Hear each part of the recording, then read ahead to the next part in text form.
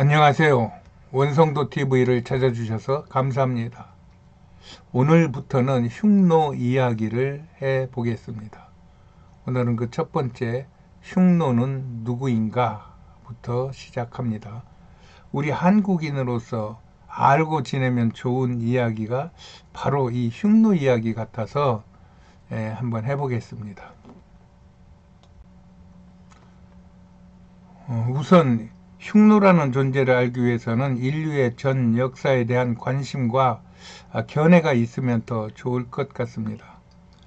그런데 흉노에 대한 이야기는 이 그림에서 보는 것 같이 원래적으로 모른다는 뉘앙스를 갖고 있기 때문에 이야기하는 사람마다 그 내용이 다 조금씩 다릅니다.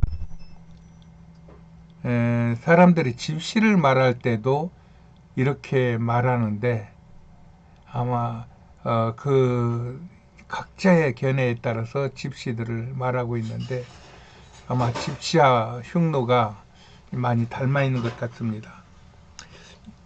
이는 이 흉노 이야기가 너무 오래전부터 시작된 이야기고 또 너무 넓게 퍼져 있는 말이라 그렇다고 저는 생각합니다. 이 흉노라는 말이 공식 역사에 등장한 것은 BC 200년경입니다. 사마천이 사기에 처음 불려진 이름으로 그 이름이 오랑캐 흉, 노에 노를 붙인 것은 다분히 악의적 의도가 있는 것입니다. 그러면서도 흉노는 중국 민족의 후예라고 갖다 붙이는 것은 중국 역사에서 이들을 빼면 역사가 연결이 되지 않기 때문일 것입니다. 이런 것에서부터 중국인들이 심보를 알게 합니다.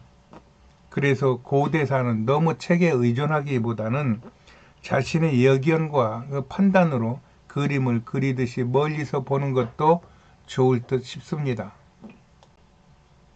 중국은 그 정체성도 애매한 자기들만 부르기 좋아하는 화하족, 즉 한족들이 천하제일민족이라 하여 그들이 중국의 중앙부에 살았다고 말하며 그곳을 중원이라고 부르고 있습니다. 그 중원의 사방으로는 다 오랑캐들이 살았는데 동쪽에는 동이, 서쪽에는 서융, 남쪽에는 남만, 북쪽에는 북적이라고 불리는 오랑캐들이 살았다는 것입니다. 이 융, 만, 적의 모든 한자의 뜻은 오랑캐라는 뜻을 가지고 있는 글자입니다. 즉 중국은 그들 말로 오랑캐 둘러싸여 있던 나라라는 것입니다. 그래서 이 한족이 중원을 다스리기보다는 이 오랑캐들에 의하여 나라가 다스려졌던 민망한 역사를 가지고 있는 것입니다. 그래서 1949년에 티베트, 우이그르, 몽골, 만주 지역을 억지로 흡수 합병하여 국명을 중화민국 즉 중국으로 다시 만든 것입니다.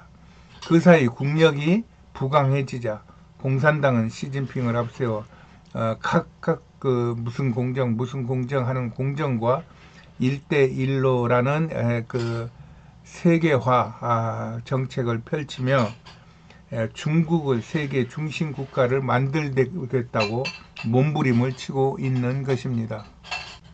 특히 북쪽, 즉 북쪽의 오랑캐들이 수없이 중원을 공격하던 중 BC 200년경에 진시황이 이들을 물리칠 때 이들을 사마천이 야만적인 오랑캐라고 부르며 흉노로 부른 것입니다.